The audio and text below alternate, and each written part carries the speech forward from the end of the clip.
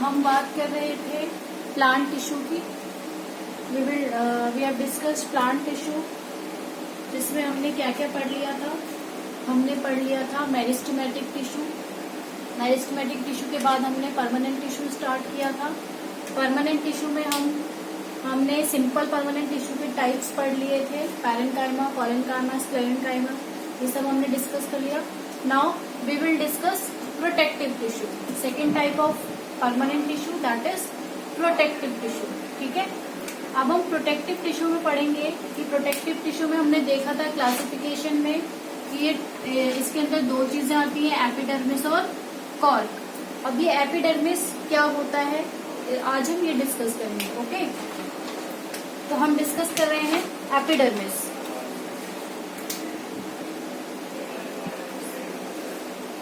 हम डिस्कस करेंगे epidermis. Okay, तो सबसे पहले बात करते हैं कि ये एपिडर्मिस होता क्या है।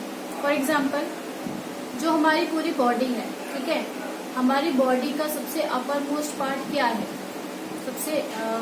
सबसे बाहर वाला पार्ट क्या है, स्किन। ओके, क्योंकि हमारी जो बॉडी है वो पूरी किससे कवर है, स्किन से कवर है, हर जगह स्किन होती है। ठीक है, तो हमारी जो बॉडी है वो स्किन से कवर है। इसी तरीके से जो प्लांट की बॉडी होती है, वो प्लांट की बॉडी किससे कवर होती है, वो कवर होती है एपिडर्मिस से। ठीक है, जो प्लांट के हर पार्ट्स होते हैं, चाहे वो स्टेम हो, चाहे वो लीफ हो, चाहे वो रूट्स हो, ठीक है, चाहे वो फ्लावर्स हो, फ्रूट्स हो, सारे के सारे पार्ट्स किससे कवर्ड होते हैं, एपिडर्मिस से। समझ में आ गया। तो स्ट्रक्चर कैसा होता है इसका, made of single layer of cells. Cells are elongated flat. ठीक है, ये सिंगल लेयर ऑफ सेल से बने होते हैं, मतलब एक ही लेयर होती है। मान लो ये है, इसके ऊपर सेल्स होते हैं, इस तरीके से ये अरेंज होता है, सिंगल लेयर होती है इसकी। और सेल्स कैसे होते हैं, एलोंगेटेड होते हैं और फ्लैट होते हैं। Clear, no intercellular spaces. अब आपको इंटरसेलुलर स्पेस क्लियर है कि इंटरसेलुलर स्पेस क्या होता है। तो सेल्स के बीच में गैप नहीं होता, क्योंकि अगर गैप होगा तो क्या होगा, कोई भी मटेरियल बाहर से अंदर जा सकता है प्लांट के, या अंदर से बाहर जा सकता है। और ये एपिडर्मिस क्या करती है, सेल प्लांट को क्या करती है, प्रोटेक्ट करके रखती है कि कोई भी एक्स्ट्रा बाहर से कोई हार्मफुल मटेरियल प्लांट्स को नुकसान ना पहुंचा पाए, जिसकी वजह से ये क्या करता है, कवर करता है पूरे पार्ट्स को। इसीलिए इसके बीच में कोई इंटरसेलुलर स्पेस नहीं होता। इतना समझ में आ गया।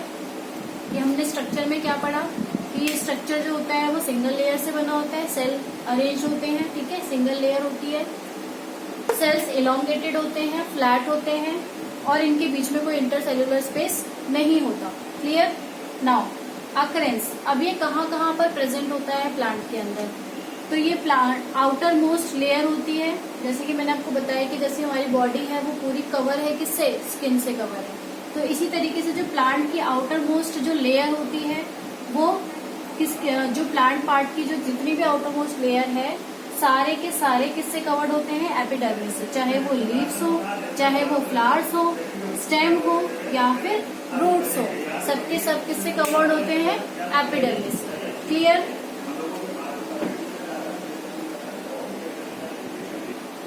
Now move to the function of protective tissue. अब हम बात करते हैं फंक्शन क्या है प्रोटेक्टिव टिश्यू के। तो फर्स्ट फंक्शन है, जैसे कि मैंने आपको बताया कि ये क्या होता है, आउटर मोस्ट लेयर होता है, प्लांट के हर पार्ट को ये कवर करके रखता है, इसीलिए क्या करता है, प्लांट को प्रोटेक्ट करके रखता है, protect all parts of plant. Second is plants of dry habitat have thicker epidermis. कि जो ड्राई हैबिटेट में, मतलब जो ऐसी जगह पर प्लांट्स होते हैं जहाँ पर पानी कम होता है, पानी की जो अवेलेबिलिटी होती है वो कम होती है, तो वहां पर जो इनकी एपिडर्मिस होती है वो मोटी हो जाती है। मोटी हो जाने की वजह से क्या होता है कि जो फॉर एग्जाम्पल प्लांट को क्या चाहिए होता है, वाटर चाहिए होता है इसको ग्रो करने के लिए। अगर हम बात कर रहे हैं हैबिटेट कैसा हो जाए, ड्राई हो जाए। अगर ड्राई हैबिटेट में प्लांट है तो उसको जो वाटर मिल रहा है, अगर वो भी उसको क्या हो जाए, एवेपोरेट हो जाए। आपको पता है कि जो लीव्स होते हैं वो अपने प्लांट से वाटर एवेपोरेट करते हैं, तो अगर जो थोड़ा बहुत पानी उसको ड्राई हैबिटेट में मिल रहा है, अगर वो भी इवेपोरेट हो जाएगा तो प्लांट ग्रोथ कैसे करेगा, तो उस टाइम पर क्या होता है कि जो इसकी एपिडर्मिस होती है वो थिक हो जाती है।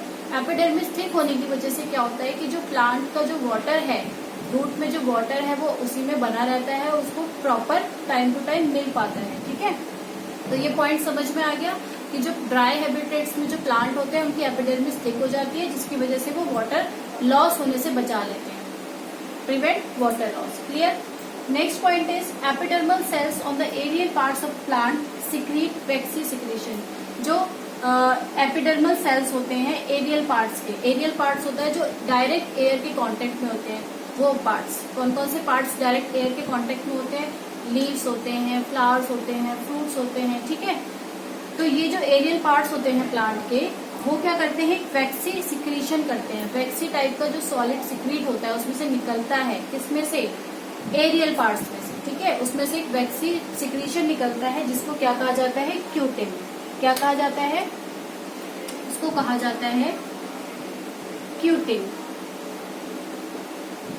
ठीक है, एरियल पार्ट्स में से, एरियल पार्ट्स क्या क्या हो सकते हैं? वो लीफ हो सकता है, ठीक है, फ्लावर्स हो सकता है, फ्रूट्स हो सकता है, ये होते हैं प्लांट के एरियल पार्ट्स। तो इन पार्ट्स में से एक वैक्सी सिक्रीशन होता है, वैक्सी टाइप का सॉलिड मटेरियल निकलता है जिसको बोलते हैं क्यूटिन। समझ में आ गया? अब ये क्यूटिन क्या करते हैं? जब बहुत सारे क्यूटिन मिल जाते हैं ये एक लेयर फॉर्म कर लेते हैं। समझ में आया कि जब बहुत सारे क्यूटिन आपस में मिल जाते हैं तो एक लेयर बना लेते हैं उस आउटर मोस्ट पे। तो ये जब लेयर बना लेते हैं तो इसको बोला जाता है क्यूटिकल। क्या कहा मैंने? कि जब क्यूटिन आपस में मिलके एक लेयर बना लेते हैं, लेयर फॉर्म कर लेते हैं, तो इस लेयर को कहा जाता है क्यूटिकल। मैं आपको let me give you an example.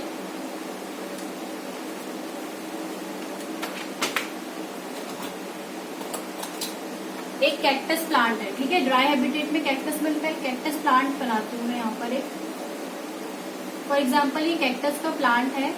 तो क्या होता है कि यहाँ पर जो पानी है वो बहुत कम मिलता है, मतलब रूट से वो पानी को बहुत कम, वहाँ पर पानी बहुत कम होता है। तो क्या करता है, इसमें से जो वैक्सी मटेरियल निकलता है वो इसके आउटर पार्ट पे, मतलब ये जो आउटर पार्ट है मैंने इस पे ये कर दिया, तो ये इस तरीके से एक लेयर बना लेता है। ये जो ब्लू वाला पार्ट है इसने क्यूटिन ने एक लेयर बना ली इस तरीके से।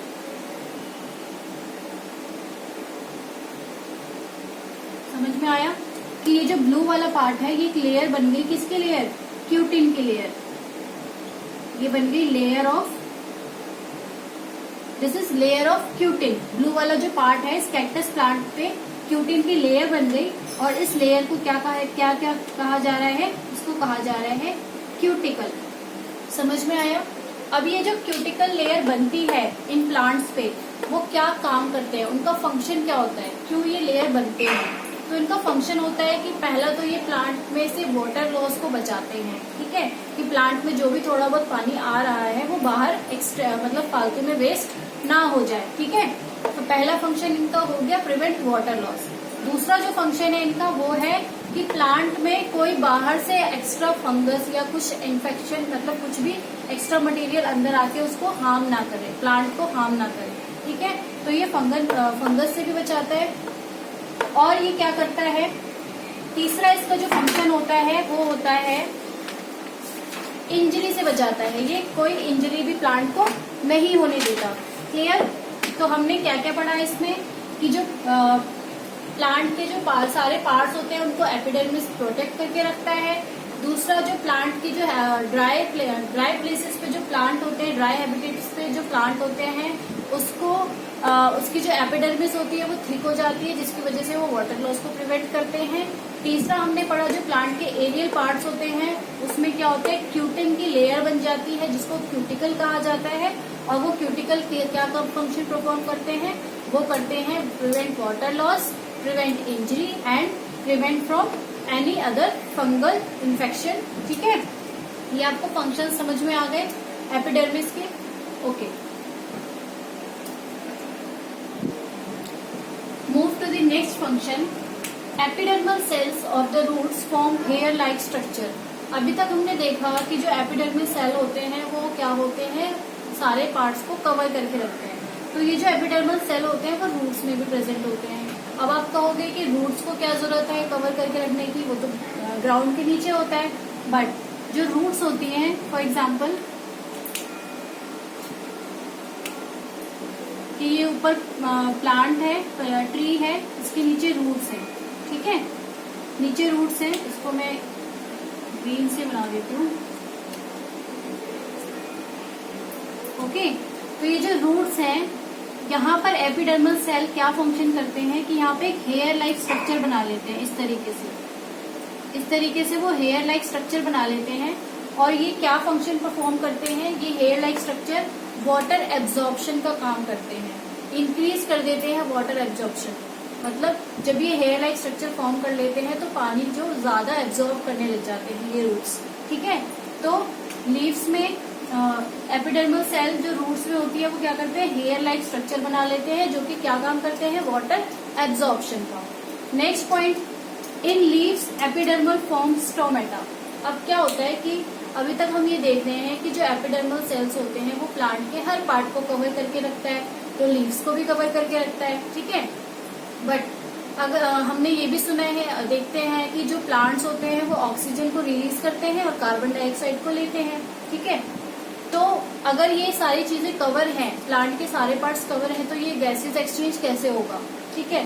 तो एपिडर्मल सेल जो है वो बहुत स्मार्ट है, वो क्या कहता है कि ठीक है, अगर गैसेज एक्सचेंज करना है तो मैं जो लीव्स होती हैं, लीव्स में मैं कुछ डॉट्स छोड़ देता हूँ, कुछ गैप्स छोड़ देता हूँ, जिससे कि गैसेज एक्सचेंज आसानी से हो जाएगा, ठीक है। तो वो एपिडर्मल सेल क्या करते हैं, लीव्स में कुछ डॉट्स, कुछ गैप्स छोड़ देते हैं, और उन्हीं गैप्स को क्या कहा जाता है, स्टोमेटा। समझ में आया कि जो एपिडर्मल सेल होते हैं वो लीव्स में क्या करते हैं, स्टोमेटा बना लेते हैं, और स्टोमेटा से के थ्रू क्या होता है, गैसेस एक्सचेंज होता है, ऑक्सीजन रिलीज होता है और कार्बन डाइऑक्साइड गेन करते हैं। तो अब ये बात हो गई, ठीक है। बट अब उसको ये भी लग रहा था कि ऐसा तो होगा नहीं कि वो लीव्स में डॉट्स छोड़ देगा तो कितनी गैसेस एक्सचेंज हो जाएंगी, बहुत ज्यादा भी हो जाएंगी, वाटर वेपर ज्यादा रिलीज हो जाएगा। तो उसने क्या किया कि स्टोमेटा को गार्ड करने के लिए एक गार्ड सेल बना दिया। अब नाम जैसा है वैसा ही उसका काम होगा। तो गार्ड सेल क्या करता है कि वो उस पर डिपेंड करेगा, गार्ड सेल पे, कि कब उस लीफ को ओपन होना है और कब क्लोज होना है, कब उसको गैसेज एक्सचेंज करना है, कितना गैसेज एक्सचेंज करना है, कितना वाटर लॉस करना है, कितना वाटर इवेपोरेट करना है। तो ये सारे कौन काम करेगा, वो काम करेगा गार्ड सेल। समझ में आया। तो गार्ड सेल का नाम क्या है कि वो क्या काम करेगा गार्ड सेल, वो ये देखेगा कि गैसेस कितना एक्सचेंज करना है, कितना कार्बन डाइऑक्साइड लेना है और कितना वाटर इवापोरेट करना है, जिससे कि एक्स्ट्रा अमाउंट में कुछ भी चीज रिलीज ना हो या कुछ एक्स्ट्रा फर्दर चीज अंदर ना आए। समझ में आ गया ये वाला point. Stomata are guarded by guard cell. Stomata को गार्ड किया जाता है गार्ड सेल के थ्रू। गार्ड सेल क्या करता है, रेगुलेट करता है गैसेस एक्सचेंज को। गार्ड सेल ही देखेगा कितना गैसेस एक्सचेंज करना है, कितना वाटर इवेपोरेट करना है। तो ये हमने सारे फंक्शन पढ़े किसके, प्रोटेक्टिव टिश्यू में एपिडर्मिस सेल के, ठीक है। इसके बाद जो हमारा टॉपिक आता है वो आता है कॉर्क।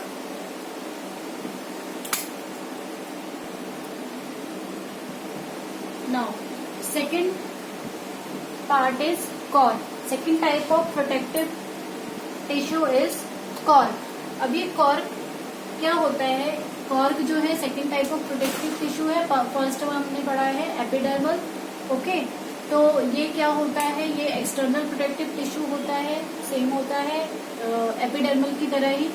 ये जो इनकी जो सेल्स होती हैं वो डेड होती हैं, ठीक है, कॉम्पैक्टली अरेंज होते हैं, मतलब एक के साथ एक जुड़े होते हैं, बिल्कुल आपस में ऐसे जुड़े होते हैं, कॉम्पैक्ट होते हैं।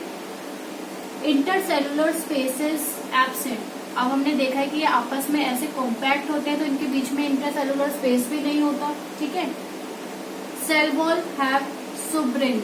अब ये जो सुब्रिन होता है ये क्या करता है, इनकी जो सेल वॉल होती है, आउटर वॉल जो सेल वॉल होती है वो सुब्रिन सिक्रीट करता है, ठीक है।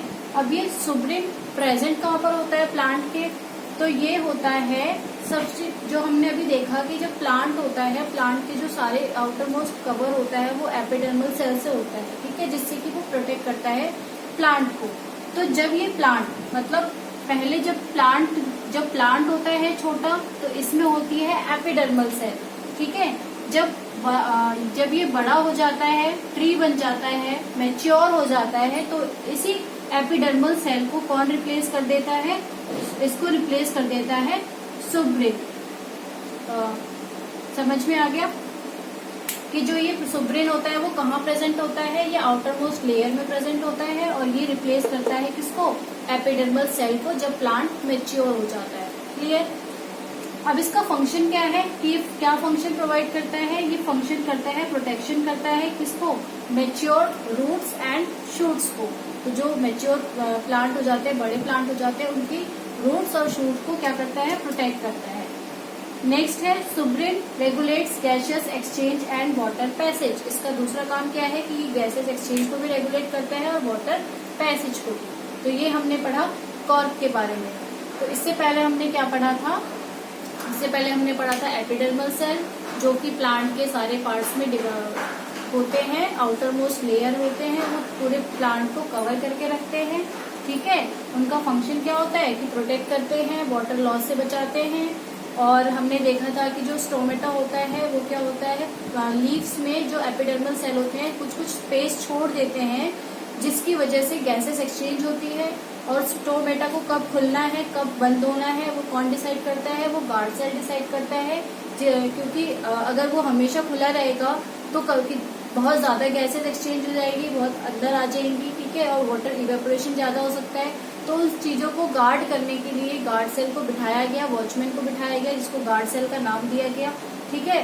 और गार्ड सेल ही डिसाइड करेगा कि कब स्टोमेटा को खुलना है, कितना वाटर इवेपोरेट होना है, कितना गैसेस एक्सचेंज होना है, ठीक है। ये सब हमने डिस्कस किया। उसके बाद हमने डिस्कस किया कॉर्क के बारे में। कॉर्क होता है प्रोटेक्टिव टिश्यू होता है, ठीक है। ये डेड सेल से होता है, कॉम्पैक्टली अरेंज होता है, इंटरसेलुलर स्पेस इनमें नहीं होती है।